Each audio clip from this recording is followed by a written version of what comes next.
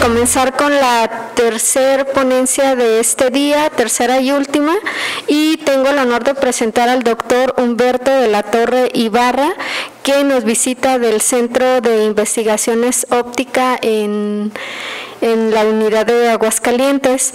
El doctor es ingeniero electrónico, maestro en ciencias en óptica y tiene un doctorado en ciencias en óptica. Su campo de especialidad son pruebas ópticas no destructivas. El doctor ha participado en la tesis de alumnos más bien ha dirigido tesis de licenciatura, de maestría y de doctorado. Tiene aproximadamente 20 artículos publicados. También tiene trabajos presentados en congresos y actualmente, como les mencionaba, pues trabaja en el en el Centro de Investigación Óptica en la unidad de Aguascalientes. Sin más preámbulo, cedo la palabra al doctor, que hoy nos va a presentar las pruebas ópticas no destructivas en materiales. Gracias. Sí, yo creo con esto, así me escucho. Buenas tardes. Primero que nada le agradezco a los coordinadores del coloquio por invitarme a dar esta plática. Como les mencionaron, yo vengo del Centro de Investigaciones en Óptica, es la institución más grande en óptica en Latinoamérica. Tenemos ahorita ya somos más de 70 investigadores en muchísimas ramas de la óptica, desde fibras ópticas, sensores, mi área, metrología óptica, termosolar. Y tenemos 2 unidades, las 2 están cerca de aquí de Lagos, estamos en León y estamos en la unidad de Aguascalientes. Yo hoy vengo a platicarles un poco lo que hago en el área de pruebas ópticas no destructivas. He visto en una perspectiva de estudio de materiales, pero el material conformado, no como prueba química. O sea, puedo hacer pruebas en objetos muy pequeños, pero también en objetos muy grandes. Lo que me interesa es el bulk, la estructura general, y es lo que trato de analizar. ¿Por qué es relevante ahorita este campo? Han de saber que ustedes, en general todos los humanos, nos relacionamos, más del 80% de cómo nos relacionamos en nuestro entorno es con el sentido de la visión. Somos animales que nos gustan mucho las cosas visuales, los aparatos, los celulares, las tablets. Entre más visual y más colores tenga, más nos atrae. Y es una de las primeras herramientas que tenemos para ejercer las primeras mediciones de forma natural. Este juego empezó hace ya muchos años. Hay vestigios en China, hace 500 antes de Cristo, ya estaban haciendo las primeras lentes muy rústicas, con lo poco que había en aquel tiempo. En el Mediterráneo, todo lo que fue Macedonia, los griegos, empezaron a hacer muchos tratados utilizando proyecciones de sombra. Sabemos que todo lo que es trigonometría viene de allá. En Egipto incluso también hay razones para creer que ya también hacían algunos tratados acerca de la óptica, porque al final del día es como nos relacionamos con nuestro medio ambiente. Cuando está un niño chiquito, una de las primeras pruebas es cuando hace el dibujo con su papá y su mamá. Al papá hace un monito largo y al hermanito algo chiquito. Entonces ya de forma instintiva, con la pura visión, ya está midiendo, ya está comparando tamaños, ¿no? Entonces así es como vamos cambiando poco a poquito. Después llega la época que antes le decían del obscurantismo, pero poco a poco se ha ido sabiendo que no, o sea, seguíamos avanzando aún en la época medieval.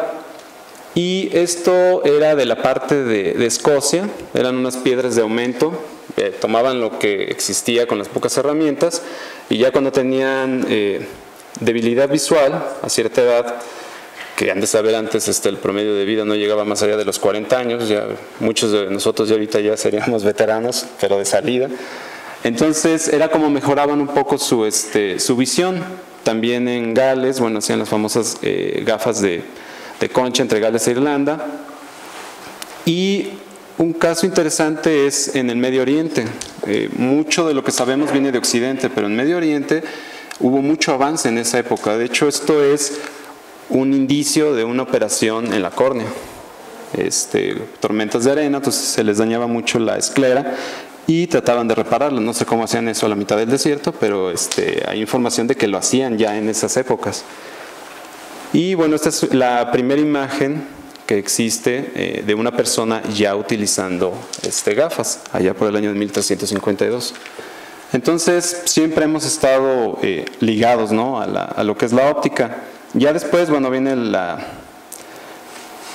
época de iluminación, el Renacimiento, y es donde a partir ya tenemos más información, ya vino el método científico, ya tenemos más herramientas, empezamos a generar instrumentos mucho más sofisticados para entender nuestro entorno, para ver objetos desde muy muy lejanos, con las observaciones de Galileo, hasta microscopios, ¿no? Y el clásico de Sir Isaac Newton, para empezar a entender cómo funciona eso que nos rodea y qué es la luz y que está presente en cada uno de nuestros días.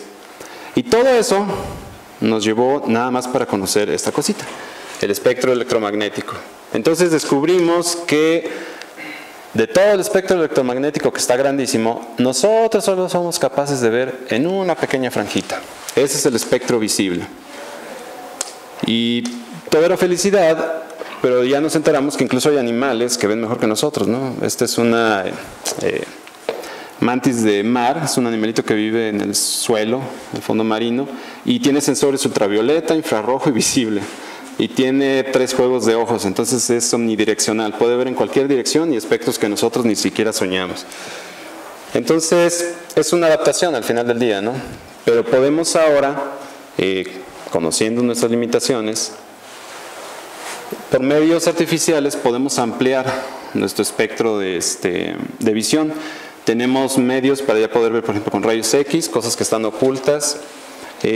La visión nocturna y la visión térmica, básicamente basadas en infrarrojo, pero en distintas longitudes de onda, uno es cercano y otro es de onda larga, y también la visión UV. De hecho, esta está más relacionada como ven las abejas. Uno cree que ven las flores, las más amarillitas y demás, pero si lo ves en UV son las más descoloridas, pero tienen cierto patrón que es el que siguen ellas. Entonces, poco a poco ha ido avanzando ello.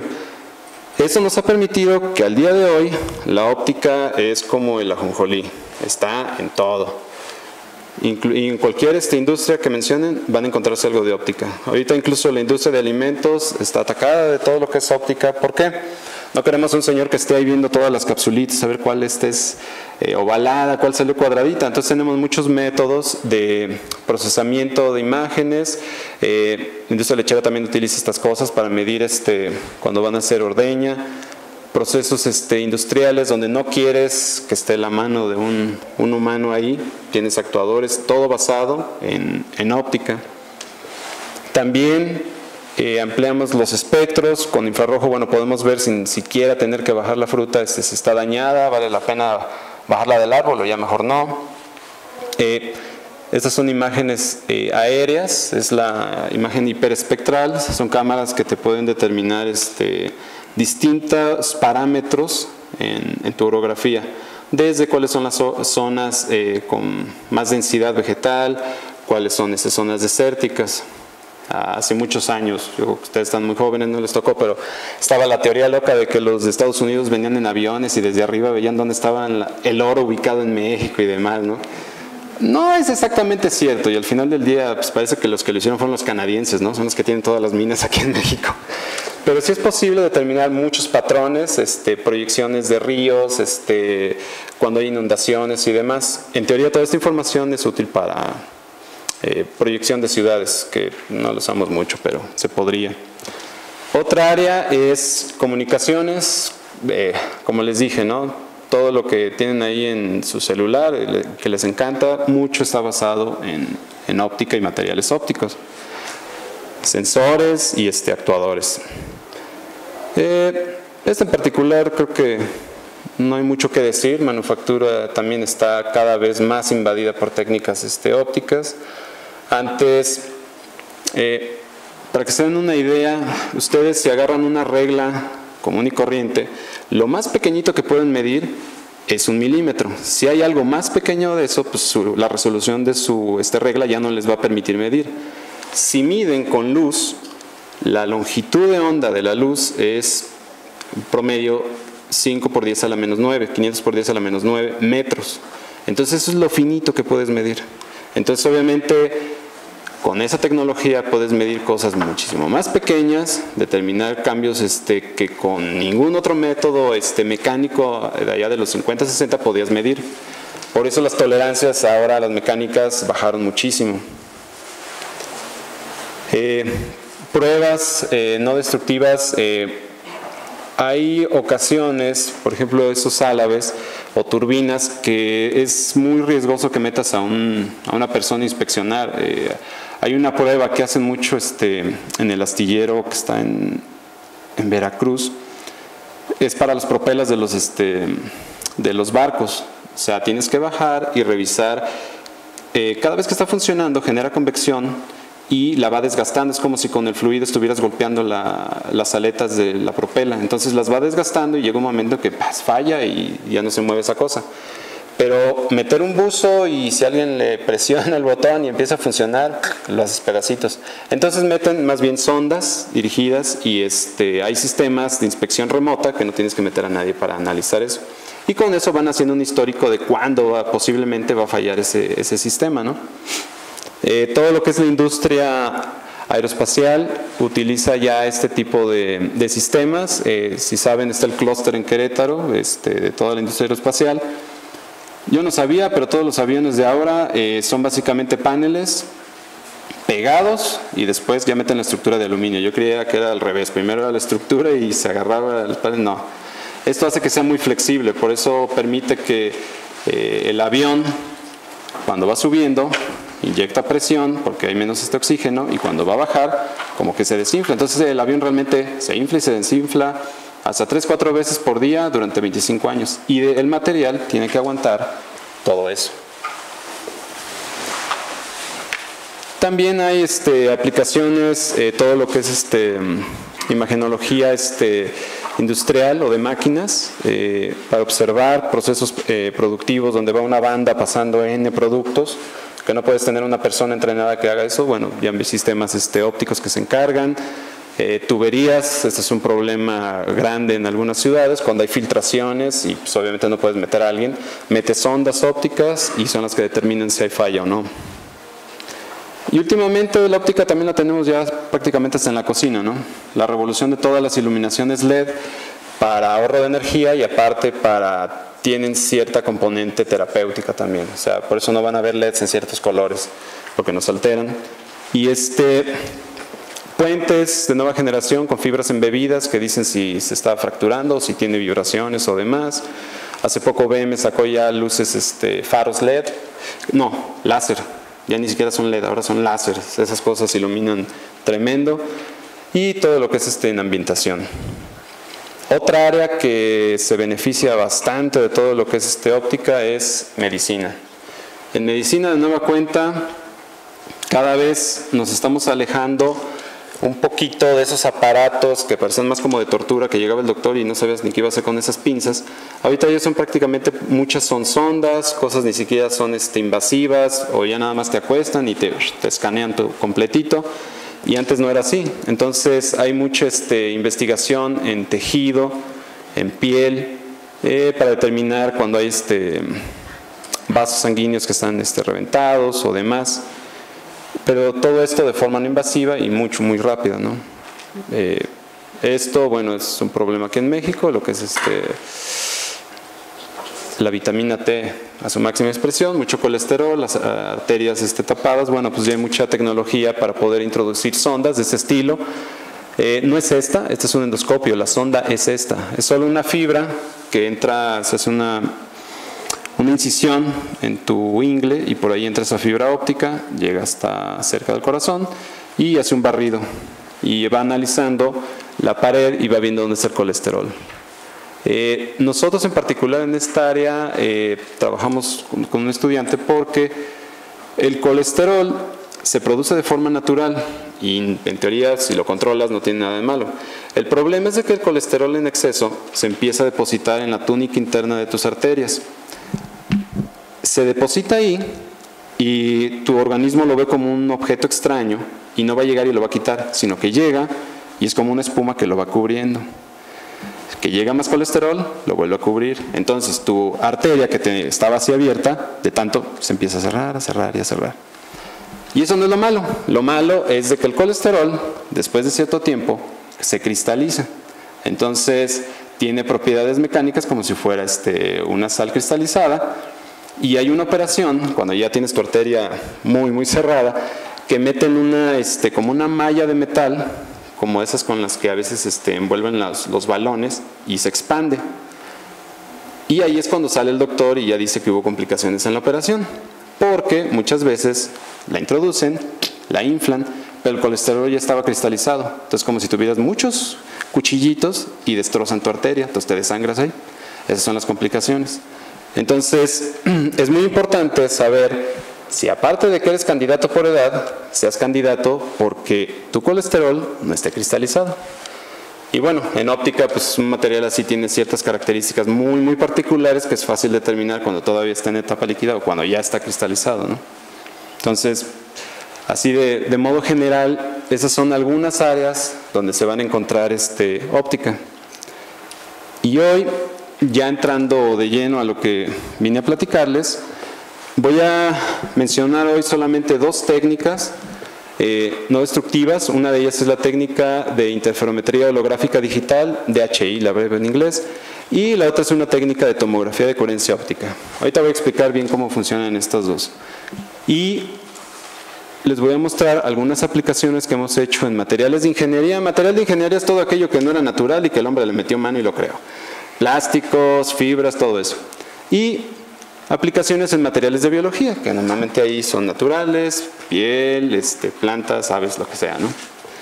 Y algunas conclusiones de lo que se ve acerca del futuro de ese tipo de aplicaciones.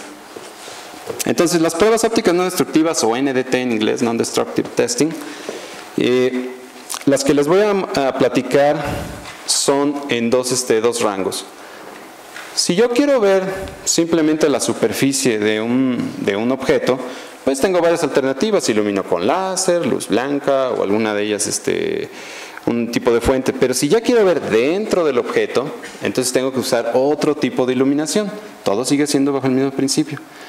Y hay dos grandes grupos o familias de técnicas. Superficial, las que manejamos mucho nosotros son MOIRE, la que les vengo a platicar, interferometría holográfica digital, ESPI, proyección de franjas, imagenología, procesamiento digital de imágenes y un montón de técnicas. Nada más para analizar lo que pasa en la superficie. Pero si ya queremos ir más de metiches hacia adentro, pues está la interferometría de coherencia lateral, está el weblet scanning, y está la tomografía de coherencia óptica, entre otras. También puedes encontrar otro tipo de técnicas. ¿Qué es lo que pasa? Que aquí solo voy a tener información superficial y aquí voy a tener información de lo que pasa adentro. Un ejemplo clásico de eso, la ecografía, el ultrasonido. Se lo ponen a la señora, pues, penetra, no es invasivo, regresa y reconstruye al bodoque, ¿no?, que tiene allá adentro. Las ópticas tienen la ventaja de que tienen mucha resolución, pero su penetración en tejido es pequeñita por la resolución. Con ecografía tiene resoluciones de milímetros, con esta cosa tiene resoluciones de 7 micras, 4, 7 micras. Entonces es un juego ahí de qué es lo que quieres. Y las fuentes de iluminación cambian. Por ejemplo, para DHI utilizamos fuentes monocromáticas o cuasi monocromáticas, como un láser. Lo vas a ver verde, rojo, azul, amarillo, de varios colores. Y para el caso de OCT utilizamos una fuente normalmente en el infrarrojo. Y hago el comercial. ¿Por qué en infrarrojo? Es en infrarrojo porque hay una cosita que se llama ventana terapéutica. La ventana terapéutica va entre los 790 y los 1350 nanómetros. Es donde la mayoría de los tejidos que sea de interés, piel, grasa, hemoglobina, agua y demás, tienen baja absorción y bajo esparcimiento. Entonces es la ventana en la cual podemos inspeccionar mejor los tejidos. También tiene la ventaja de que ahí tenemos unas fuentes en infrarrojo que son extendidas. Esta nada más tiene una longitud de onda, esta no, este es un paquetito, o le llamamos fuentes de baja longitud, de corta longitud de coherencia. y es como una ventanita en la cual va a interferir. Fuera de eso no interfiere nada. Antes era desventaja, ahora ya es una ventaja para estos sistemas. Ambas técnicas se basan en el principio de interferencia, y que en óptica es interferometría, en la cual tenemos dos ondas que van ahí muy tranquilas en el espacio sin molestar a nadie. Una va a ser nuestra onda de referencia y la otra va a ser objeto. De forma así muy general, no voy a meter mucho con ecuaciones y eso, no se asusten. Yo divido, tengo dos ondas, una si quieren le llamamos UR, la otra va a ser UO, y interfieren y me dan un patrón de ese estilo, el ejemplo clásico de Young. Eso me da información.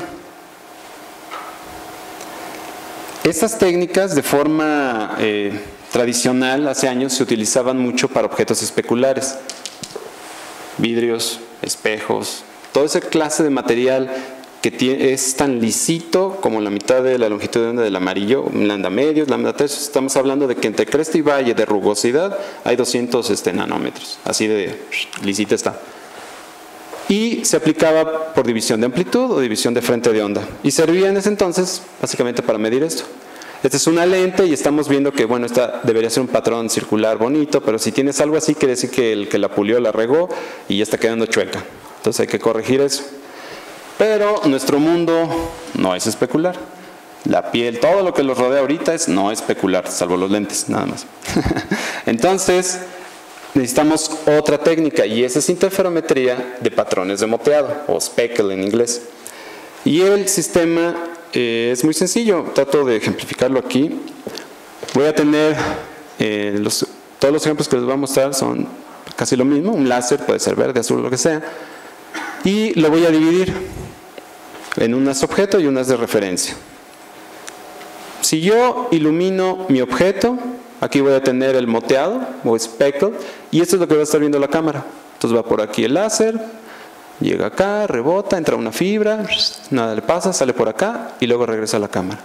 Y la cámara va a ver eso, puntitos claros y puntitos oscuros, ahí bailando un buen rato. Pero si le meto el haz de referencia, que viene por acá, este cubito hace que se combine la señal de la referencia más el backscattering o el retroesparcimiento a la cámara, y voy a tener un patrón de interferencia. Este patrón de interferencia es de muy alta frecuencia, con esa cámara nunca lo voy a ver, le llamamos espectrograma o algo así, y se expresa más o menos de esta forma. Entonces la imagen, que bueno, aquí ya lo puse en intensidad porque no medimos fase, nada más medimos el valor absoluto, pues se compone del haz de referencia y el haz de objeto, y tiene por ahí una fase. Si yo ese objeto lo deformo, le aplico una deformación, voy a tener otra imagen, pero que tiene igual el haz de referencia, pero el haz objeto cambió porque ya se deformó, entonces mi fase cambió. Cuando yo relaciono esas dos, que es lo que hacemos en metrología, por subtracción, obtengo un patrón de franjas que puedo convertir a fase envuelta. Cuando ustedes vean patrones de franjas, para nosotros, a partir de aquí yo les puedo decir cuánto se está deformando eso, cuántos micrones se está deformando. Esa es una forma de verlo codificado, se desenvuelve y ya obtenemos así una pseudo 3D muy bonita de cómo estaba bailando el objeto. Pero si yo me agarro a deformarlo n veces, pues voy a tener algo más o menos así, ¿no? Esto es el patrón de franjas, esta es su fase envuelta, y ya con esto yo puedo reconstruir pseudo 3D la deformación. Entonces, porfa, cuando vean esto, básicamente ya podemos medir a partir de ahí, pero uno está mal acostumbrado a dejarlo ahí. Pero eso es lo que nosotros medimos. Ahora, para medir esto, ni siquiera tuve que tocar el objeto. O sea, estaba a varios metros de él, nada más iluminándolo. Por eso son pruebas ópticas no destructivas. ¿Sí? Esto es para medir nada más la superficie.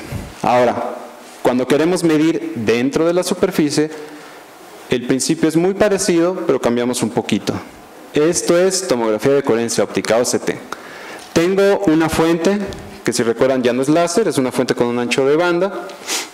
La divido en un haz de referencia, un haz objeto, Y aquí hay varias opciones. Una era la versión temporal, cuántica, y bueno, nosotros usamos la espectral, que es un espectrómetro, me divide las longitudes de onda de esta cosa, que se traducen en profundidad. Y imagínense que es un puntito, penetra la superficie y me va dando información en profundidad. Luego dibujo un puntito al lado y hace otra información. Cuando pego todos esos puntitos, que se llaman scan tipo A, se genera una imagen tomográfica. Siempre doy el ejemplo del pan Bimbo. Imagínense que el scan B es una rebanada. Entonces varios scan A me dan una rebanada o scan B. Y si ese scan B ahora escaneo en la otra dirección, lo que voy a tener es un scan tipo C. Entonces, en este caso muy particular, paso de tener píxeles a voxels. Entonces ya tengo un volumen de información dentro del tejido. Y eso, ¿cómo se ve? El sistema OCT lo que hace es que tu espejito de referencia va a interferir con cada superficie que tenga el tejido. Si es colágeno o demás, bueno, va a darte una información de la estructura dentro. Entonces tú vas a ver un patrón de franjas y aquí nada más tomé esta línea y aquí veo los picos de señal tomográfica que vienen de esa línea. Entonces reconstruyo eso y van a ser como rebanadas en vista que voy a tener para ver el objeto.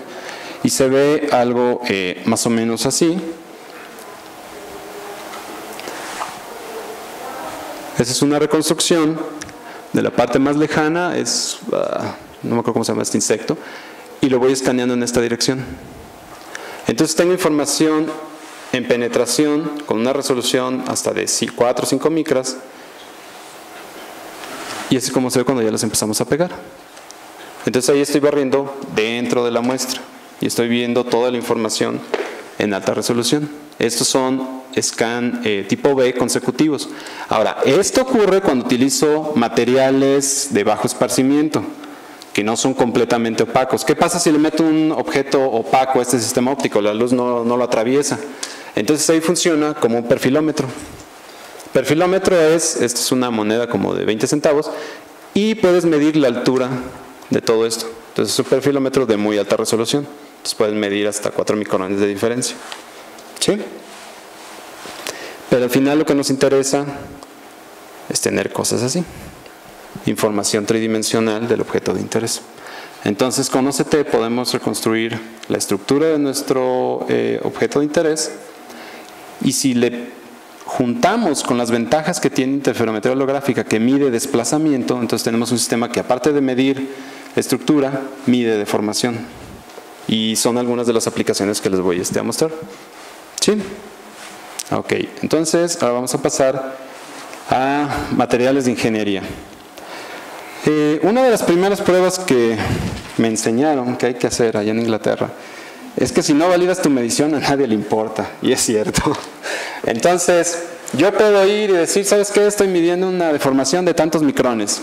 Ok, ¿contra qué lo comparaste o con qué lo validaste? Si no lo validas, puedes decir que fuiste a la luna y a nadie le importa. Entonces hicimos un sistema que fuera a competir contra el estándar de la industria, que en simulación es la simulación de elementos finitos, que es el estándar en la industria. Entonces hicimos una probeta estandarizada, hay un estándar de esto, el tipo de material, tamaño y dimensiones tienen que ser controladas, y lo que hicimos fue deformarla. Grabamos la deformación. Y bueno, no sé si sepan, pero si alguno sepa de elemento finito, pero hay carreras que nomás se dedican al elemento finito, es muy especializada esa área.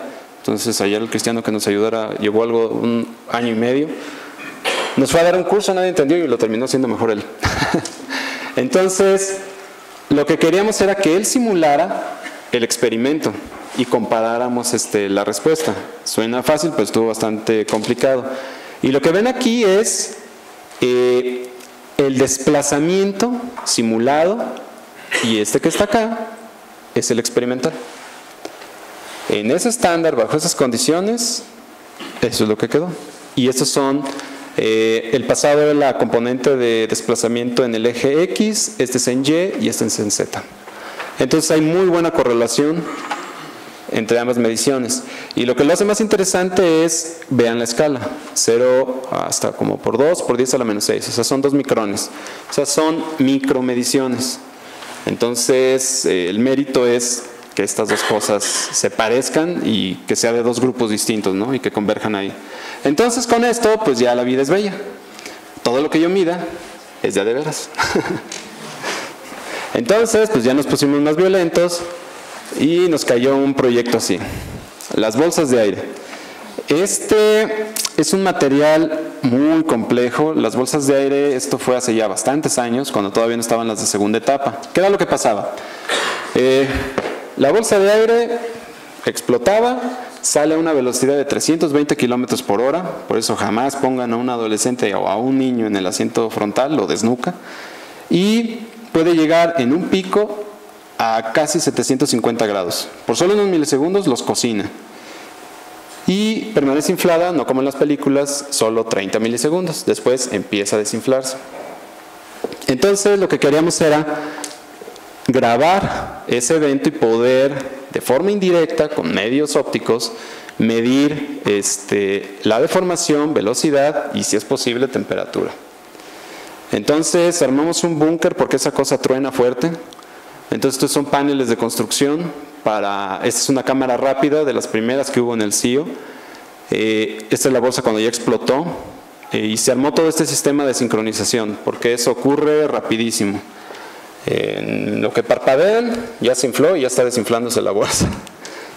Entonces, de hecho aquí se ve, lo bueno es que no se ve la marca porque se supone que no hay que decirla, donde está explotando, y todo ese tiempo nos agarramos a grabar, como alrededor de 14,000 imágenes para poder procesarlas. Y lo que obtuvimos fue nuestros patrones de desplazamiento. Entonces, lo más que logramos capturar fueron 12,000 cuadros por segundo. Pero si se fijan, la velocidad se va ralentizando.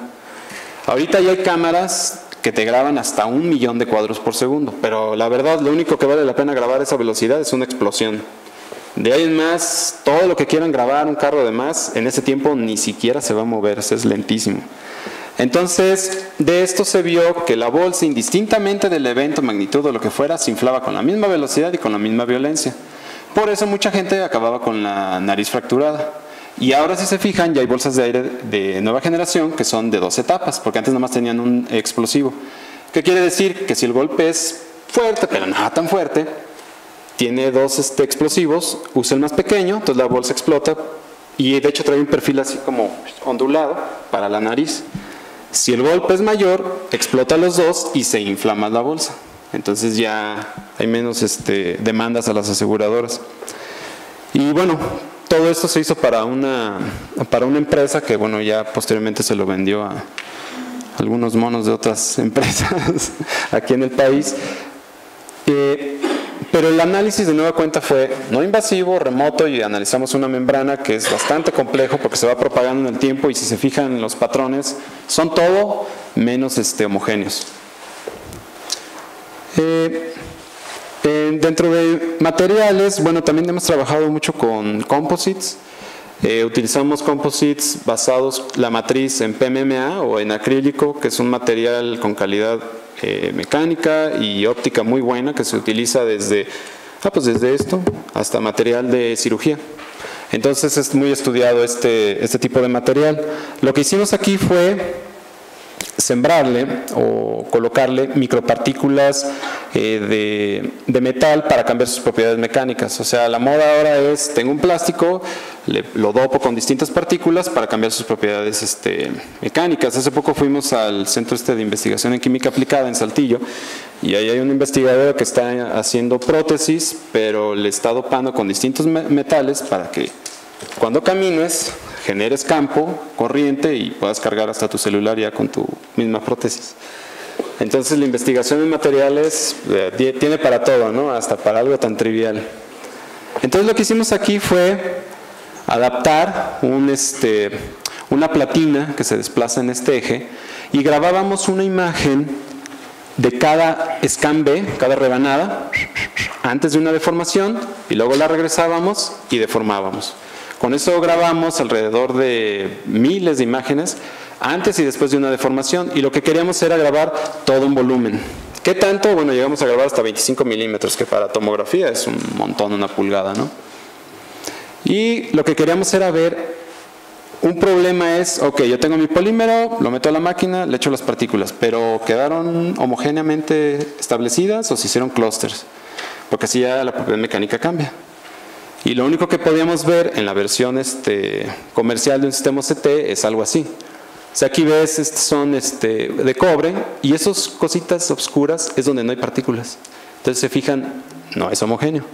Y estas de acá son nanopartículas, de hecho son nanorods de 80 nanómetros de plata.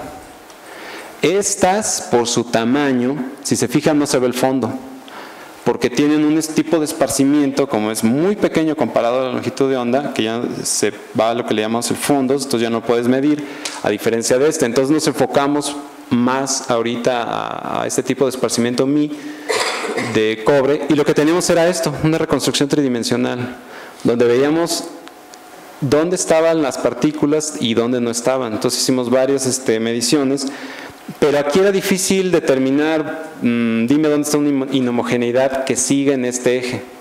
Entonces no era tan visible, ¿no? O necesitabas dedicarle mucho tiempo para poder ver eso.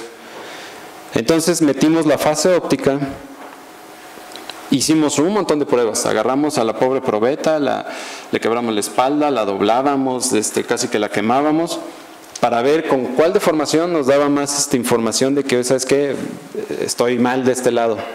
Esto de acá arriba es una barrita homogénea, a distintas profundidades, no hay cambio de... Y esta es otra barrita con inhomogeneidades. De todas las deformaciones, ninguna funcionó. La única que funcionó es no hacerle nada. Dejábamos la probeta, desplazábamos, volvíamos a grabar sin hacer nada, y con la pura fase óptica así, ya me decía dónde estaban las inhomogeneidades. Entonces así de sensible era ya el sistema, no tenía que deformarlo ni inducirle ningún tipo de deformación. Entonces lo que ven aquí, bueno, es un poco la animación de los cambios. Entonces aquí ya es muy fácil ver si tu material es homogéneo o es inhomogéneo. Ahora, ya que teníamos eso, bueno, pues insisto, nos encanta ver las cosas bien visuales. Nos metimos mucho procesamiento de imagenología para tener algo así. Aquí el polímero es transparente y lo que ven son las partículas de cobre. Entonces ya podemos medir deformación, estructura, y aparte ya podemos mapear en 3D cómo está ese polímero. Entonces, eso fue lo bueno. Lo malo es que ya luego nos empezaron a llegar muchos materiales que analizar ahí, ¿no? Entonces ya teníamos bancos de prueba. Este es un 3-point bending, que ven aquí cómo se va deformando, pero ya en profundidad. Entonces tengo voxels de estructura y voxels de desplazamiento. Entonces generamos muchísima información de esto. Y la idea fue hacer una propuesta de un método alterno de inspección, porque a ellos muchas de sus pruebas son en probetitas químicas muy chiquitas, que funcionan bien ahí, pero cuando ya armas algo más grande, no funciona como estaba planeado. El peso y el bulk hace que cambie. Entonces nuestra propuesta es trabajar con el material ya que va a ser prácticamente aplicado, ¿no?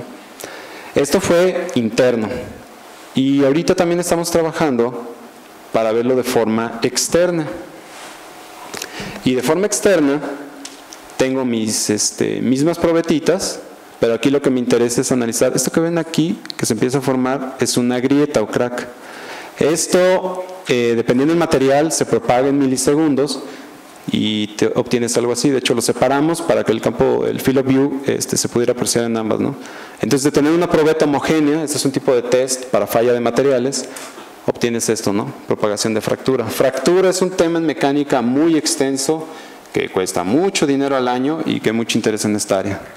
La ventaja de esto es hacerlo de forma no invasiva, de nueva cuenta. O sea, tú dejas que corra el experimento y nada más mides ahí. Entonces, aquí fuimos capaces de observar la probeta desde su rango elástico hasta el rango plástico y después la fractura. Entonces, fueron pruebas con colecciones de varios gigas de información para grabar todo eso que están viendo ahí, ¿no? Y eso ya, ¿para qué me sirve? Si ya tengo estandarizado esto y tiene cierta cantidad de partículas y otra, yo ya puedo predecir a qué carga se va a fracturar. sin necesidad de conocer exactamente la cantidad, porque a veces pasa eso, te dan un material pero no saben la relación entre la matriz y el material que se le dopó. Entonces con esto fue hacer una propuesta de cómo conocer eso o predecir la falla sin conocer exactamente el material. Y bueno, anda funcionando bien ahorita eso. Dentro de los composites también trabajamos con fibras. Ese fue precisamente con la gente de Querétaro, el clúster. Ahí fabrican varias partes para Bombardier y otras compañías. Y como les había mencionado, los aviones se componen básicamente fibra de carbono, Kevlar, fibra de vidrio, aluminio muy especial, el QQA 250 y un montón de piezas. Estas son costillas que van en el ala y esta es una parte de un alerón. Entonces lo que querían era, quiero medirlo pero de forma no invasiva. Problema, estamos hablando de piezas de más de 1 metro. Y si quieren medir desplazamientos de 1 micrón en una cosa así de ese tamaño, pues te complica el asunto. ¿Por qué? Yo ahorita estoy hablando y todo está vibrando en este auditorio. Entonces esto vibraba de cualquier cosa. Entonces lo que empezamos a hacer fueron probetas. Este es honeycomb para las estructuras de ventanas, puertas y demás en los aviones. Y estos son algunos, su mapa de fase envuelta y el desenvuelto. Todo lo que hicimos fueron bancos de prueba donde hacíamos la misma prueba siempre, ya sea torsión, carga o bending. Y de acá era aramida Kevlar. Y otra cosa que hacemos es tiempo real. Las deformaciones ya las podemos estar midiendo en tiempo real. Ahí está corriendo el experimento con la placa. Como pueden ver, estamos usando un láser ahí era de 10 watts iluminando todo ese objeto. Y hacemos la adquisición en tiempo real, porque esa es otra cosa que le interesa también en lo que es industria. Quiero que los datos los tenga pues rapidito, ¿no? Que no tarde en llevarlos y procesarlos. Entonces hicimos toda la adaptación para que esto pudiera funcionar así. Y se caracterizaron varios objetos y elementos, modos de vibración en el ala, en el alerón. Aquí de pronto van a ver que aparece un patrón, a diferencia de un alerón que yo no sé cómo esas cosas duran allá arriba, pero están vibrando todo el tiempo. Estos materiales, fibra de carbono, Kevlar, es un impacto, pero vean cómo lo disemina de volada, o sea, no lo propaga, lo absorbe bastante rápido. Entonces hicimos pruebas en todos estos materiales para ver sus propiedades y ya ellos en base a eso se dedican a hacer cambios. De hecho es para aviones ligeros de 2 pasajeros, la empresa que está fabricando eso. Eso en cuanto a composites, pero también hemos hecho de forma no destructiva pruebas tan sencillas como esto. Estas son unas flechas manufacturadas de 50 milímetros de diámetro, que pues hacerlas dices, pues cuál es la ciencia, ¿no? La bronca es cuando te dicen la tolerancia los de Mitsubishi, que quieren más o menos 5 micrones. Entonces ahí es donde ya se puso más violento, porque aún la CNC no te da esa tolerancia. Y dices, bueno, ¿qué tan crítico es? Bueno, esta es la flecha que está en los elevadores. Entonces es lo que te separa del sótano y del 4º piso. Entonces, aquí el interés era hacer un sistema que no funcionara así. Estos son métodos de medición mecánicos que depende mucho de quién tome el micrómetro y mida. Si aquí hacemos una prueba, les aseguro que va a haber una dispersión enorme. Vamos a medir cosas distintas, aún con la misma herramienta. Entonces se propusieron 2 sistemas muy low cost, debo decir. El primero utiliza el fenómeno de difracción, un láser barato, 2 fibras y básicamente 2 cámaras web, porque queríamos hacerlo barato. El sistema comercial más cercano a mi tutorio está con 1,5 millones, entonces queríamos hacerlo muy barato. Y esto te va a decir dónde está el borde de los extremos de tu flecha. Entonces lo hicimos con láser y también lo hicimos con luz blanca. Esto era su proyector de aquí está muy bueno comparado al que usamos. Era un proyector viejito. Aquí está el eje de la flecha y tengo 2 cámaras que están viendo su patrón de sombra o el shadow casting. Lo usan mucho en la industria automotriz. Ferrari y todos ellos ponen su árbol de levas y lo van rotando y van midiendo la forma, las dimensiones y todo eso. Entonces ahí lo adaptamos. Y hicimos un montón de procesamiento de las señales y lo que obtuvimos fue algo así. Tenemos la ventaja de que en el CIO está el Departamento de Metrología Dimensional, que tiene la traza internacional en medidas, una mesa de coordenadas. Entonces lo que mide esa cosa pues es un estándar y lo tomamos de patrón, que es la MMC, que es esta. Y comparamos cuando usas vernier, un micrómetro con luz blanca y con luz láser a 20 grados. Entonces se fijan aquí los más pegados a esa medición, pues obviamente son las técnicas ópticas. Ahora, ¿qué pasa cuando se calienta el ambiente? Se separan todavía más los mecánicos. ¿Por qué? Los metales se dilatan. Entonces, y a la luz no le importa eso, llega y mide y no hay problema, ¿no? Entonces, esta fue una aplicación muy puntual de interés de un estudiante que quería medir esta clase de cosas, ¿no? Y de hecho, si se fijan, ni siquiera es interferometría, nada más es jugar con luz. ¿Sí? En esta voy a tardar menos, nada más es para mostrarles, estos son circuitos y es disipación. Nos estamos midiendo cómo disipan calor, cuando hay baja corriente y cuando hay mucha corriente. Fue un trabajo nada más para ver la reacción que tienen y sacar algunos parámetros.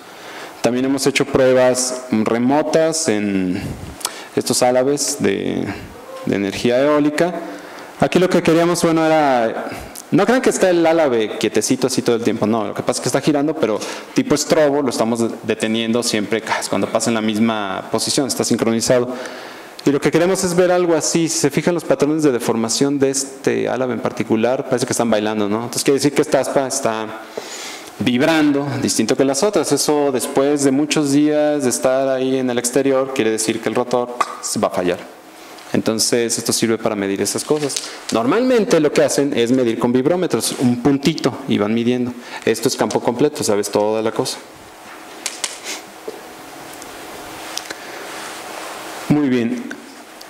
Lo que hicimos después fue, ya sabíamos mucho de materiales de ingeniería, pues una barra de metal nunca se va a quejar por estar en el laboratorio horas y horas. La bronca es cuando ya empezamos con materiales biológicos. Materiales biológicos nunca cooperan, son aguados, son babosos, se calientan, se caen, metes un animal, nunca coopera, entonces es más difícil. Pero lo que queríamos era ver si podíamos medir material biológico, no somos médicos, pero con un enfoque de estudio de materiales desde ingeniería. O sea, todos mis modelos sirven para esto, sí o no. Entonces hicimos varios sistemas. Y uno fue con un sistema de OCT, tomografía de coherencia óptica, pero en lo que hicimos fue, le añadimos un juego de polarizadores, cuarto de onda, y utilizamos dos cámaras. Muchos de sus tejidos, bueno, también los míos, son sensibles a polarización, tienen fibrilas de colágeno. Entonces, hay muchos trabajos que dicen que puedes determinar si el tejido está dañado o no, simplemente viendo esos valores. Entonces, lo que queríamos meter era un sistema que te diera la imagen tomográfica clásica, la que ya les he mostrado, que es la fase óptica, que se convierte a esto, a un mapa de desplazamiento, pero que también metiera birrefringencia, o sea, un 3 en 1. Entonces, este sistema, metes tu muestra y te da todos estos parámetros en solo 2 exposiciones, con 2 imágenes. Entonces, este trabajo llevó bastante tiempo de hacerlo, se ve sencillo, pero llevó mucho alinear todas estas cosas.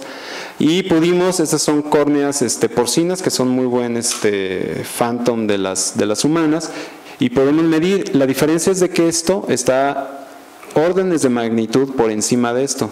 Entonces, cuando esto ya se decorrelacionó, porque la deformación es tan grande, más allá de micrones, esto empieza a funcionar. Entonces tienes una doble ventana de medición. Y de nueva cuenta, siguen siendo pruebas no destructivas. Material completamente biológico.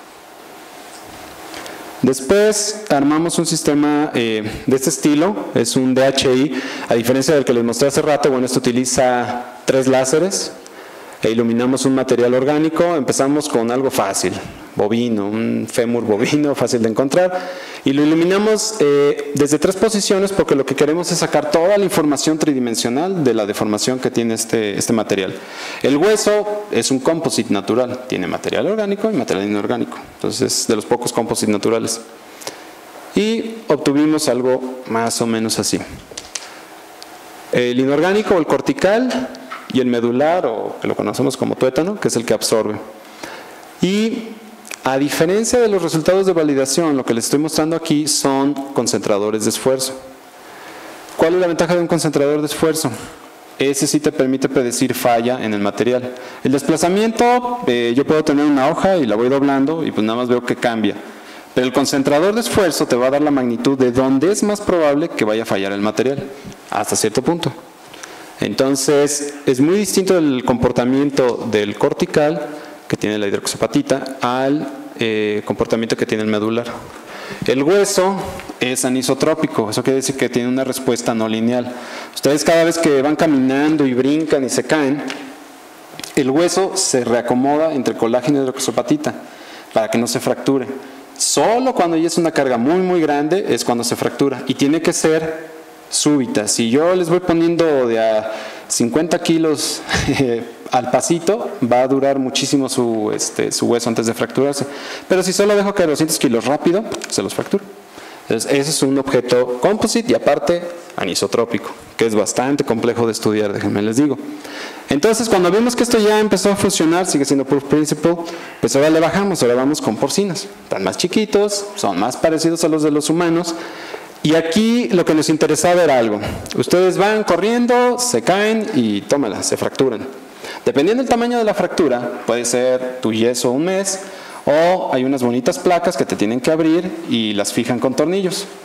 Uno se imagina que los tornillitos pues son muy especiales, pues básicamente son no se oxidan, ¿no? Es la mayor gracia. Y el taladro pues es un taladro normal con una broca de 4.5. Entonces pasa una cosa, llega el traumatólogo, empieza a taladrar tu huesito, pero debe controlar la velocidad. Si gira muy rápido esa herramienta, hay necrosis. La necrosis sella toda la hidroxapatita, la va destruyendo, pone el tornillo y chin, quedó floja la placa. Bueno, y ahora van con la broca de 6 milímetros. Ahora le da más despacito, pero hace un hoyote. ¿Qué pasa? Pues sí, mientras tienes la placa, pues la vida es bella, te da soporte, pero tu hueso en sí, estructuralmente ya quedó debilitado. Entonces lo que hicimos aquí fue un banco de pruebas donde teníamos muchos huesos frescos, porcinos, que no hay bronca para conseguirlos, y simulamos los agujeros corticales.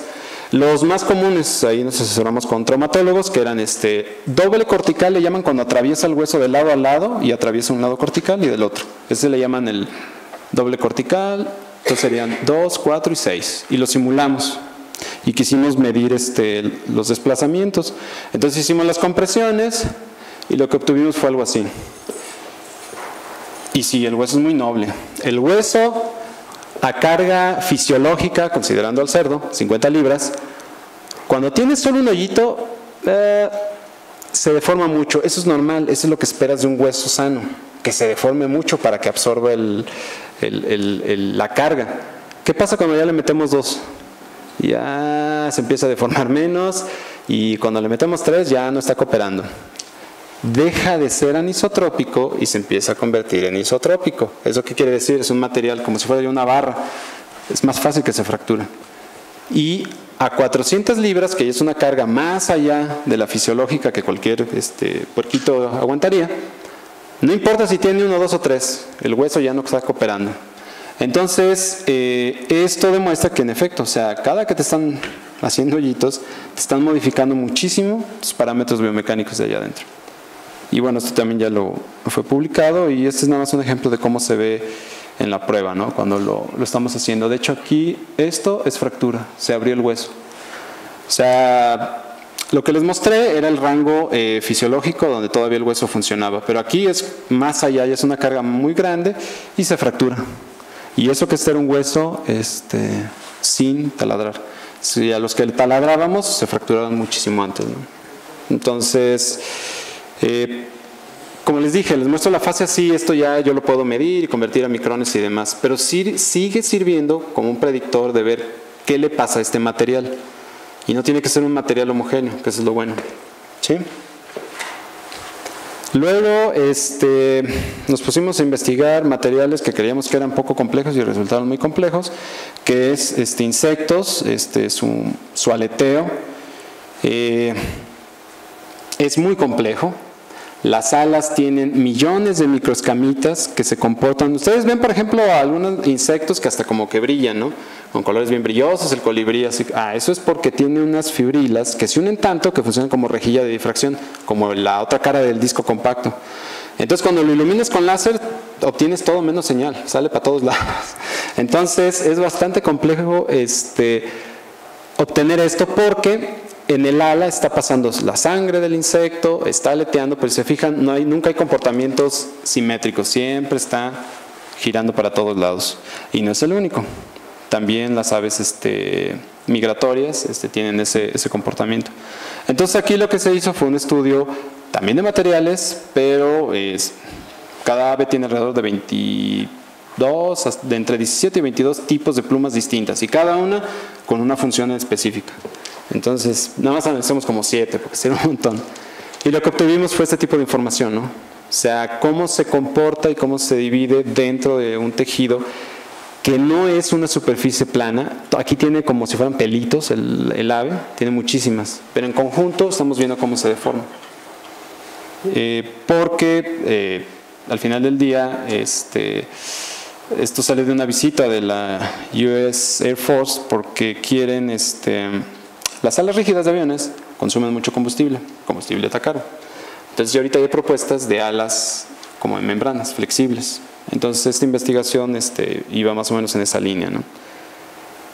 También, volviendo al universo de lo pequeño, con OCT podemos usar una cosita que se llama el efecto Doppler, que es cuando viene el caso práctico es una patrulla. Cuando viene hacia ustedes, escuchan una frecuencia, y cuando se aleja, notan como que cambia, como que se aletarga. Bueno, ese es el efecto Doppler, pero aquí visto de forma óptica. Sirve para medir la velocidad de flujos o microfluidos dentro de un tejido. Y lo que obtenemos son cosas así. Esto es en un insecto durante el periodo en que su válvula arroja y contrae el líquido dentro de ella. Entonces se codifica y sabemos que rojo quiere decir saliendo de la pantalla, azul entrando a la pantalla. Y con eso puedes medir velocidad de flujo y viscosidad también. Entonces eso fue por un trabajo para tratar de emular flujo sanguíneo, que quedó entre anticongelante y aceite de bebé, la viscosidad de la sangre. Es bastante difícil de simular. Y de nueva cuenta, no tienes que abrir bueno, en este caso era un insecto, no lo tuvimos que abrir. O sea, desde afuera, con la pura luz, estás midiendo esto, adentro de lo que le pasa a él. También tenemos, siguiendo fluidos, bueno, hemos hecho pruebas ahora con líquidos completamente y propagación de calor en medios transparentes. Porque ahorita hay mucho interés en estas cosas por las adulteraciones, ¿no? Huachicoleros y todo eso. Esta cosa que ven aquí son dos líquidos. Había un líquido y cayó otro líquido a la misma temperatura. Lo único que cambió fue la temperatura que varió cuando lo soltamos y que agarró poquito aire y entró. Entonces la diferencia térmica de esa cosa no llega ni a 0.1 grado. Y esta cosa lo está detectando. Y esto que ven aquí es cuando ya se están homogeneizando la temperatura.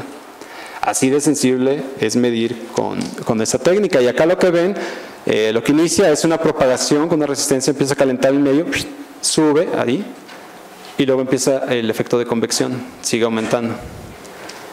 Pero siguen siendo pruebas no destructivas y es un arreglo bastante sencillo con el cual estamos midiendo esto. También hay algo de interés en la parte de alimentos, en lo que le llaman la fase. Seguimos con adulteraciones. Aquí esto no me lo puse de ejemplo, que es el caso de la sangre. Ven que cuando lo ponen a centrifugar se separa. Entonces aquí podemos, este es un ejemplo de elementos con una diferencia entre su densidad de menor de 1 por 10 a la menos 1, y aún así eres capaz de detectarlas. Entonces hemos hecho pruebas donde tenemos un líquido, arrojamos otro con distinta densidad y después de un tiempo puedes ver cómo se separan las fases. Pero puede estar tan pegadita a la densidad que aún así la detectamos. Pero con imagenología, colorimetría y demás es muy difícil verla. pero con esta cosa, con la fase, sí podemos reconstruir esas pequeñas diferencias, porque hay interés de ver si yo tengo mi patrón, un líquido patrón, le arrojo otro, si hay cambio de fase, entonces no eran el mismo, tiene que quedar homogéneo. Este sistema en particular también lo hemos movido un poquito al área de células, pero sin microscopio. O sea, es un sistema que permite magnificar muchísimas veces una muestra muy muy pequeña, y tenemos un proyecto ahorita corriendo para lo que es cáncer de piel, y estas que ven aquí, estamos hablando de un área como entre 35, 40 micrones por 40, pero estas son células, y ya son células marcadas con y sin cáncer, pero detectadas de nueva cuenta como un estudio de material en biología. O sea, no somos médicos, pero podemos observar pequeñas diferencias entre los patrones entre ellas dos, ¿no? ¿Y qué tan chiquitos estamos ya midiendo esas cosas sin meternos en un arreglo microscópico? Bueno, ahorita tenemos, estas son partículas de polen, son de 35 micrones, y esto que ven aquí es el mapa de fase ya desenvuelto, visto con un arreglo de DHI normal, no es un arreglo microscópico. La ventaja es que esta cosa puedes estar brincando al lado y ni siquiera se inmuta. Entonces es una nueva propuesta que estamos haciendo para este tipo de áreas, en particular células y detección de objetos muy muy pequeñitos. Bueno, para concluir, solo así que me voy a ir ya un poco más rápido. Nada más quería mencionar, ahorita casi todas las carreras son horizontales, todos colaboramos con gente de otras áreas, ya no seguimos una sola línea, y en particular para el área de biofotónica, bueno, hay un crecimiento enorme, tanto en la parte de ingeniería como para la parte de homologación, que es donde se concentran, y la aportación o el dinero que se le está metiendo a eso cada año aumenta. Entonces es un área, creo que yo, que es bastante interesante, y donde todo lo que es ingeniería, sistemas y demás entramos perfecto. Y sobre todo con la gran ventaja de eso, ¿no? Que no todo tiene que ser en vivo, que son las pruebas más elaboradas, que llevan muchos años. Tenemos la felicidad de vivir en vitro, o sea, tener nada más la muestrita y en mi laboratorio yo hago la prueba. No necesito tener al cristiano ahí a un lado, ¿no? Y hacia el futuro, bueno, en la parte de manufactura somos un polo que está creciendo. La homologación de pruebas no destructivas está aumentando en todos los estándares ASME, ACTM, todos son en Estados Unidos. Muchas de las herramientas mecánicas se están migrando a herramientas de tipo óptico, y lo que queremos es más automatización, más rapidez, automatización y la integración. Y en cuanto a la parte de biomédica, estamos haciéndonos viejos. ¿A qué le vamos a invertir? A la medicina. No queremos morir tanto, entonces mucho, de hecho lo vieron en el plan estratégico que presentó el gobierno federal. Hubo dos líneas enormes: salud y energía. Y salud iba primero. ¿Por qué? Sí saben, ¿no?, que al rato ustedes van a mantener a muchos de nosotros, la pirámide se va a invertir. Entonces van a tener muchos viejitos quejumbrosos en unos años. Y la nueva tendencia en diagnóstico, queremos diagnósticos más tempranos, mucho utilizamos lo que es imagenología, óptica sigue de metiche, y de nueva cuenta la integración. Hay grupos, lo tienen ustedes aquí en este centro, investigadores que vienen de áreas ciencia básica, otras químicas y demás, y todos trabajan en conjunto. Y bueno, por mi parte sería todo, y si tienen alguna pregunta, con gusto trataré de ampliar la duda.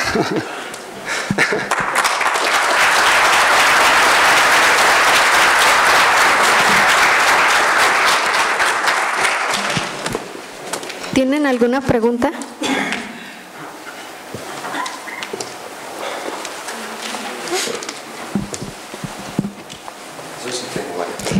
No quiero apresurarme. Muchas gracias, Manuel. Me encantó tu charla, muy didáctica.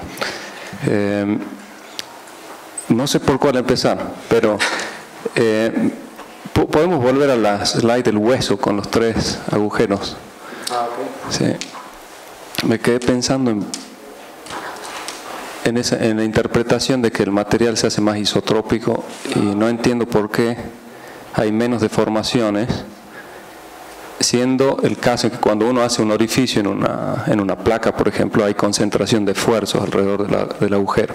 Y entiendo que la carga era compresiva. Sí. Entonces uno espera tener concentración de esfuerzos en regiones diametralmente opuestas del orificio a lo largo, ¿no?, con respecto al eje. Entonces, ¿por qué no se ve eso? ¿Sí? Sí. Esa es la primera. Ok, si funciona sí. Estábamos igual, esperábamos algo y nos salió algo completamente distinto. Lo que hicimos ahí fue empezar a investigar y resulta que el hueso se fractura no tanto porque la hidroxapatita se desgaste, se fractura también por deshidratación. Hay una mezcla entre colágeno y hidroxapatita. De hecho, la gente que se empieza a perder hidratación dentro del tejido se hace más quebradizo.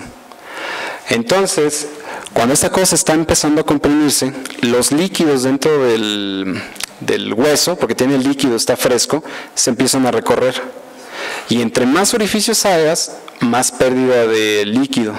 Entonces, es como si fuera un sistema de amortiguador que deja de funcionar, entonces ya se convierte en un bloque, pero debilitado. Esa es la bronca. ¿Hicieron alguna comparación con elementos finitos en base a algún modelo como para testear esa hipótesis? No, nos basamos en un estudio de un grupo en Austria, que fueron los que hicieron, pero ellos utilizan probetas. Ellos no utilizan el hueso, sí, lo cortan en bonitos rectángulos y hacen la deformación. ¿Cuál es el problema? Que nada más tienen colágeno en la región muy central de esa probeta, no alrededor. Entonces no es muy representativo.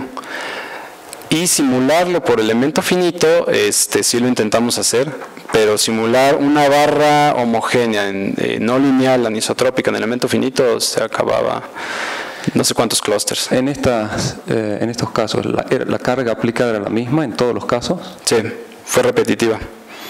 Okay. Con el mismo gradiente o la misma rampa, para que fuera comparativo. Okay. Segunda. Sí. La bolsa de aire. Okay. Dijiste que era holografía digital.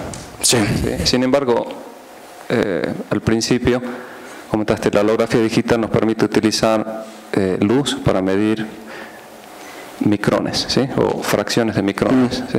Ahora, en ese caso la bolsa es un objeto grande, macroscópico, y los desplazamientos son de decenas de centímetros, ¿sí? Ahora, ¿cómo hicieron? Utilizaron dos láseres, fue un sistema de dos longitudes de onda. ¿Cómo hicieron para tener esos contour fringes? Sí. Interpretar esos diagramas de fase. Sí, ahí lo que se hizo fue, bueno, nada más mostré la parte de DHI, pero se hizo en el sistema un análisis de desplazamientos diferenciales en distintos estados y estábamos proyectando también un patrón de franjas simultáneamente. Entonces lo que teníamos era shape y con la fase, los estados diferenciales que le montamos al contorno, y vas viendo cómo evoluciona eso con el tiempo. Lo de la temperatura, que tampoco lo muestro, funciona como tipo Schlieren. Con holografía puedes medir, como el video que mostré con el flujo de calor, puedes medir, porque la bolsa de aire tiene dos salidas hacia arriba, y ahí puedes medir la cantidad de flujo que está saliendo y qué tanto modifica el índice de refracción. Entonces el búnker realmente tenía muchos puertos de inspección. La bronca era sincronizarlos. ¿Y esa proyección de franja simultánea que tenían, cómo estaba implementada? Con una lente de distancia focal, no. ¿Eran franjas de interferencia? Sí, no, patrones cosenoidales. Simplemente. Sí, cosenoidales. Okay. Suponiendo que la deformación o la bolsa es medianamente suave, okay, porque no cambia tanto el cono. ¿Utilizaron el mismo approach para estudiar, por ejemplo, las alas de aves? No, ahí sí lo que vieron es la deformación, el aleteo es de varios milímetros. Lo que vieron es nada más en unas cuantas micras de aleteo. Todas esas variaciones ocurrieron con cámaras rápidas en muy corto tiempo. 500 cuadros por segundo. Okay. La última, puede ser. Ahora, tiene un láser de 10 watts en el laboratorio. ¿Sí? That's crazy, okay? That's very powerful. That's an eye killer. ¿Sí? ¿Sí? It looks great, yeah? Very bright. ¿Qué tipo de cuidados tienen en términos de laser safety en el laboratorio? Bueno, lo primero es se tienen que persinar. Acto seguido. No, quema y si entra, aún con lentes, entra de rebote y te ciega. No, de hecho lo que traje de la mala costumbre, buena costumbre de Inglaterra, cuando me querían clausurar allá el laboratorio, compramos varios gogles. Tenemos varios gogles, pero en ese en particular y sobre todo en la de donde estoy analizando lo de los aviones, al menos desde la cabeza del interferómetro hasta donde sale el láser, todo es con tubería. Porque no, sí, un reflejito de esas cosas y te deja virolo, y toda la óptica es de alta potencia, porque le poníamos cualquier lente o demás y la quemaba. Entonces toda la óptica es de alta potencia, el objetivo, los divisores, todo. Pero sí, esa era la única, honestamente, la única medida de seguridad, y pues que no voltees cuando ya esté funcionando, ¿no? Gracias. ¿Alguien más quiere preguntar?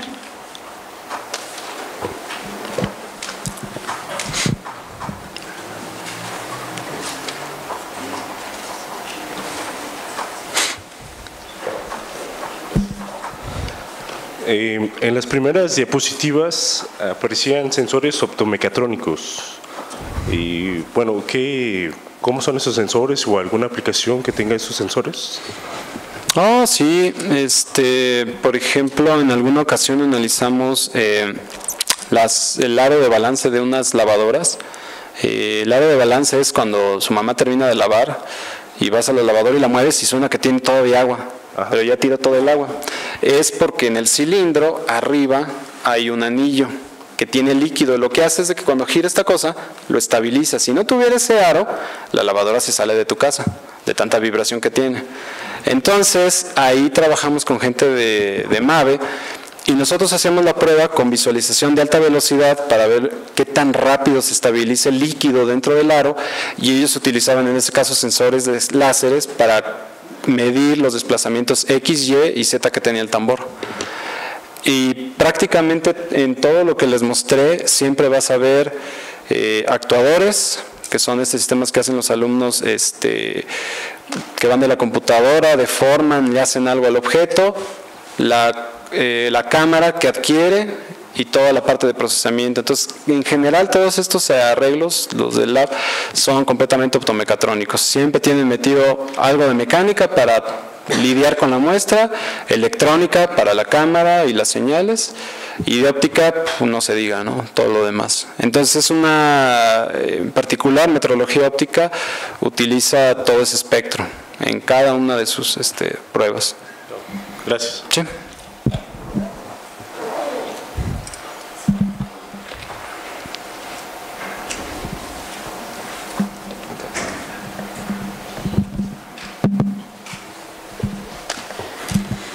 No, nada más es una duda con respecto a lo que te pregunto en la última pregunta de Pablo. Y ya no nos dice Pablo, oye, pues es un láser muy potente, y utilizaste óptica de alta potencia. ¿Cuánto se te incrementó a utilizarlo con óptica normalita? O sea, tienes el mismo experimento, pero con óptica normalita, que no te hubiera funcionado para ese tipo de experimento, pero para otros tipos de muestras quizás sí. Pero ¿cuánto se incrementaría? ¿Un orden de cuánto más o menos, Manuel? Me acuerdo muy bien, pero del que expande que por simplicidad usábamos lentes esféricas. La lente esférica funciona con un objetivo de microscopio, pero esa lente es de plástico, son las que venían en los CDs, las venden con muchos fabricantes. Y con esas en visible, un láser chiquito te cuesta $20 la lentecita. Ya un objetivo hecho y derecho anda como en $1,000, pero un objetivo en alta potencia ya anda en 2,000 y cacho de dólares. Entonces sí se va al doble. Y es porque todas las películas antirreflejantes dentro de la óptica tienen que aguantar una densidad de potencia por milímetro muy, muy alta, ¿no?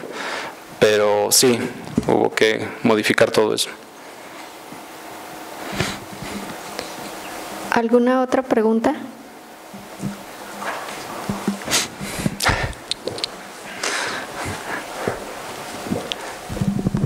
Bueno, muchas gracias.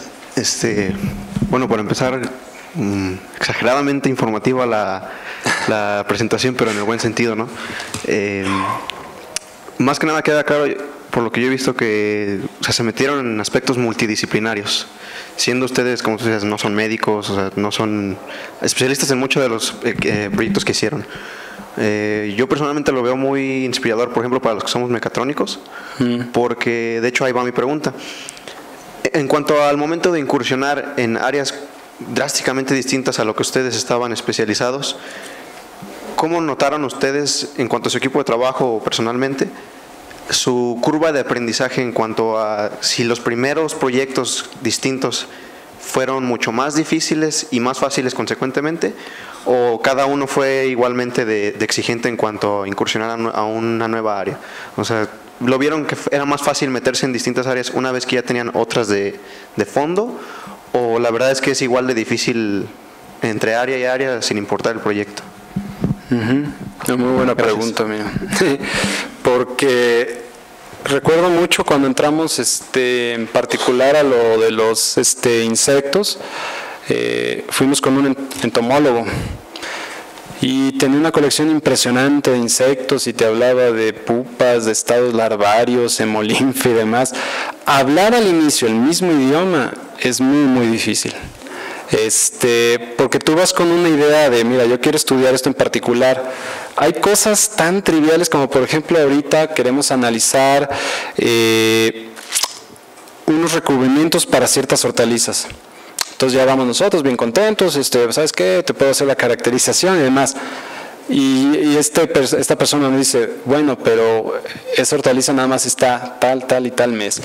Y caray, o sea, no cuenta uno con eso. Entonces, la visión es bien distinta, pero te retroalimentan bastante. Ahora, la curva es lenta y es espesa al inicio, batallas mucho al inicio, incluso en las mismas áreas. Puedes ir con un bioquímico, bioingeniero, un químico molecular, y no, tú crees que es más o menos lo mismo, y no, hablan bien distinto. Algunos empiezan a hablarte de fase y tú dices, bueno, me habló de algo que conozco, ¿no?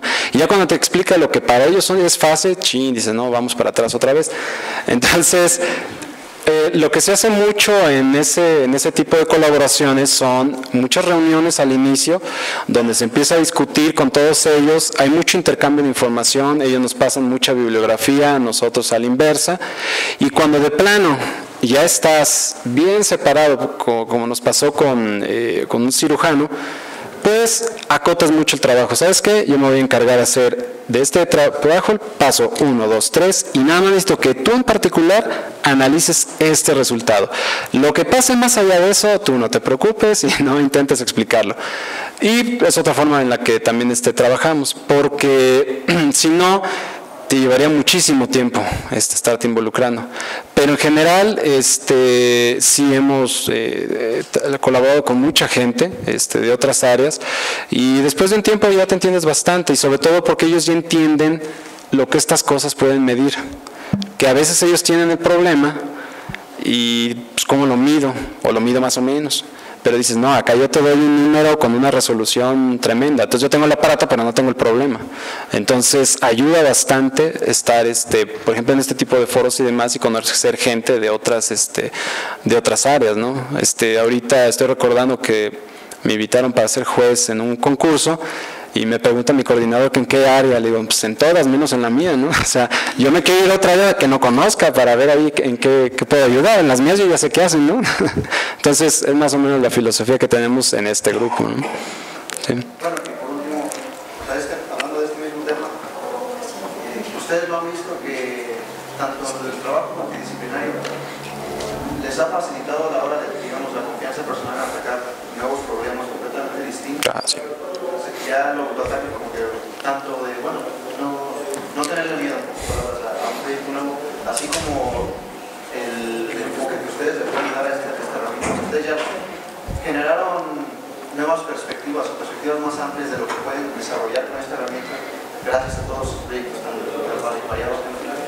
Sí, al inicio vas con un 99% de duda y esperas que ese 1% restante sea el que salve el día, pero a medida que te vas vinculando con más y más gente y te das cuenta que esta cosa puede tener más potencial y demás, sí, en efecto empiezas a agarrar un poco más de, no de confianza, pero apuestas más a que es posible obtener cierto resultado. Y también otra cosa muy muy importante, yo siempre se lo digo a mis alumnos, el dedicarse a investigación es como un atleta con mucha tolerancia al fracaso.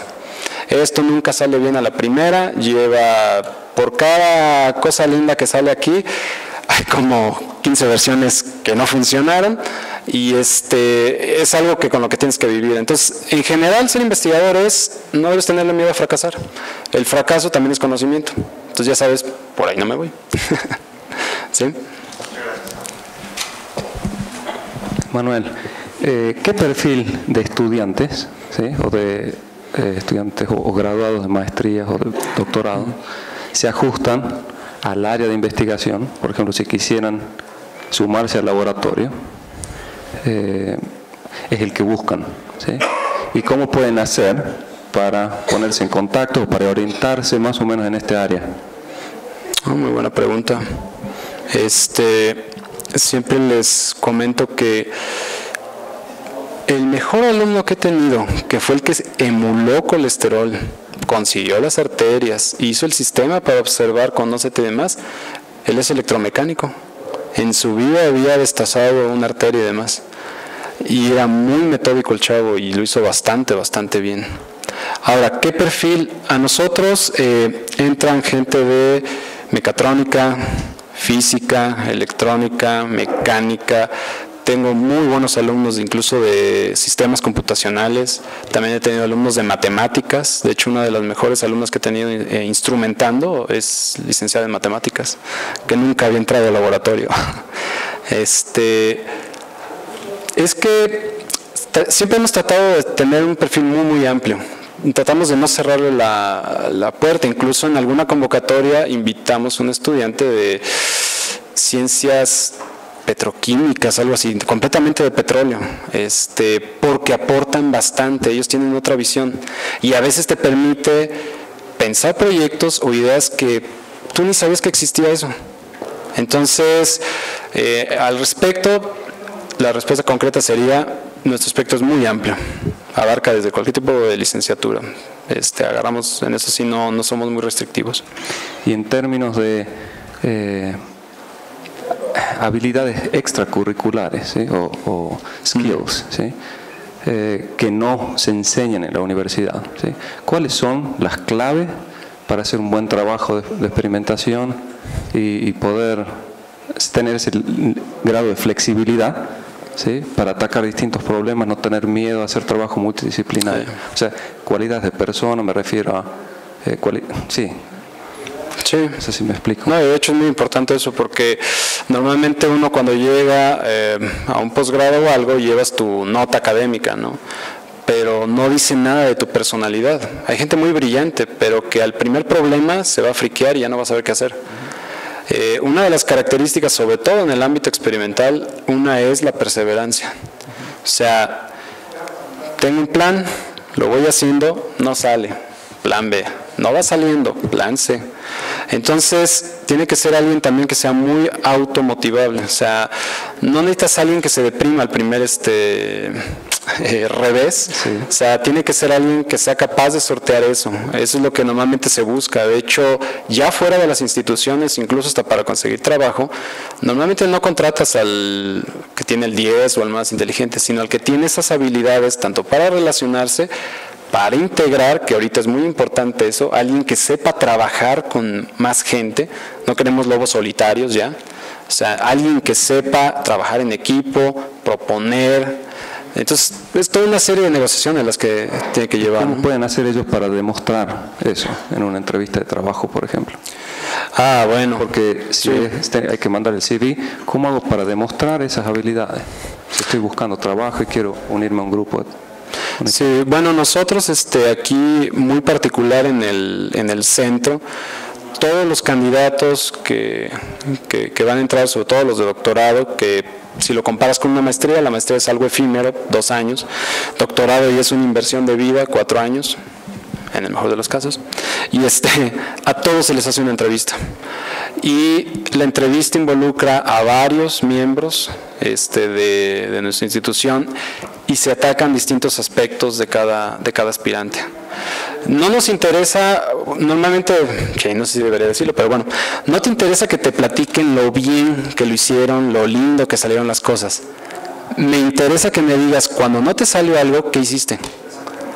Entonces, después de mucho tiempo te das cuenta que, bueno, ok, empiezas a platicar, me dejas que hable, bla, bla, bla, que bueno, ok.